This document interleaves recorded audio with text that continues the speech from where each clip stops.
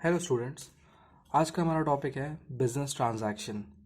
तो अकाउंट्स में हमें करना क्या होता है, हमें बिजनेस ट्रांजैक्शंस को रिकॉर्ड करना सीखना होता है। ठीक है। तो इसके पहले कि हम बात करें अकाउंटिंग में होता क्या क्या है, उसके पहले हम ये जान लेते हैं कि ट्रांजैक्शंस क्या होते हैं। ठीक है। तो नॉर्मल लैंग्वेज में आपने सुना होगा कि लोग अगर किसी को पेटीएम से या फ़ोनपे से अगर पेमेंट कर रहे हैं तो लोग कहते हैं कि हमने ट्रांजैक्शन किया। ठीक है। बट बिजनेस में ट्रांजैक्शन और भी कई सारी चीज़ों को बोला जाता है। ठीक है। तो पहले तो हम डेफिनेशन पे आते हैं। डेफिनेशन क्या कहती है ट्रांजैक्शन की। तो ट्रांजैक्शन कहता है कि ये एक इकोनॉमिक एक्टिविटी है। ठीक है।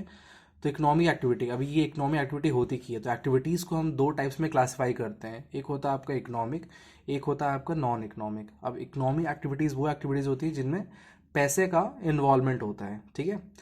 और नॉन इकोनॉमिक जहाँ पे ह्यूमन इमोशंस इन्वॉल्व होते हैं। ठीक है।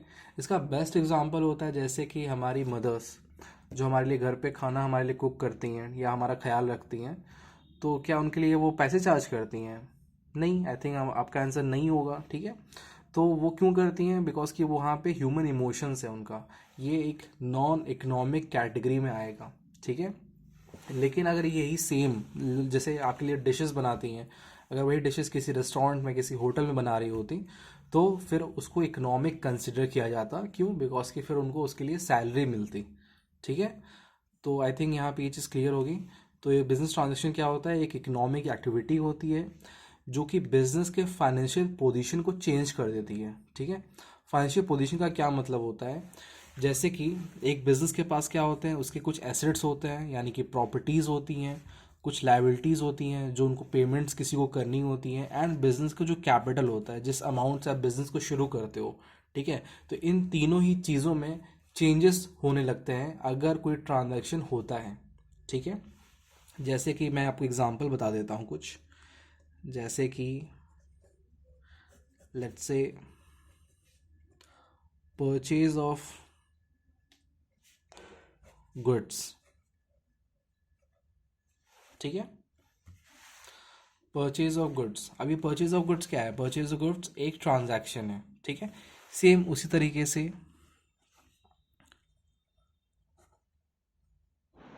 पेमेंट ऑफ रेंट, ये भी क्या है? ये भी हमारे ट्रांजैक्शन है। तो बेसिकली कहीं पे भी अगर कोई पैसे का लेन देन हो रहा है, ठीक है, बिजनेस में, तो उसको हम क्या कहते हैं? हम कहते हैं कि बिजनेस ट्रांजैक्शन हो रहा है। और हमें अकाउंटिंग में क्या करना होता है? इन्हीं को रिकॉर्ड करना होता है। ठीक है। फिर एक और चीज़ यहाँ पे कि बिजनेस ट्रांजैक्शंस यहाँ पे दो तरह के होते हैं। एक आपके एक्सटर्नल होते हैं और एक इंटरनल होते हैं। एक्सटर्नल इंटरनल क्या मतलब है? यहाँ पे एक्सटर्नल का मतलब ये होता है कि अगर बिजनेस में जो ट्रांजैक्शन हो रहे हैं किसी आउटसाइडर से हो रहे हैं, ठीक है, तो उसको हम कहेंगे कि ये एक्सटर्नल ट्रांजैक्शन है। जैसे कि ये जो मैंने आपको एग्जांपल्स बताएं, गुड्स परचेज करना, रेंट पे करना, जाहिर सी बात है किसी आउटसाइडर से आप गुड्स परचेज करते हो या आप रेंट पे किसी आउटसाइडर को पे करते हो जो आपके बिजनेस को बिलोंग नहीं करता है। ठीक है। तो बिजनेस को बिलोंग कौन करता है? बिजनेस को बिलोंग करते हैं आपके ओनर्स, है ना। तो अगर लेट से हम ओनर्स या internal with in the business जो ट्रांजैक्शन होंगे उनको हम इंटरनल ट्रांजैक्शन कहेंगे। जैसे कि मान लीजिए फॉर एग्जांपल, इसका मैं एग्जांपल आपको बताता हूँ।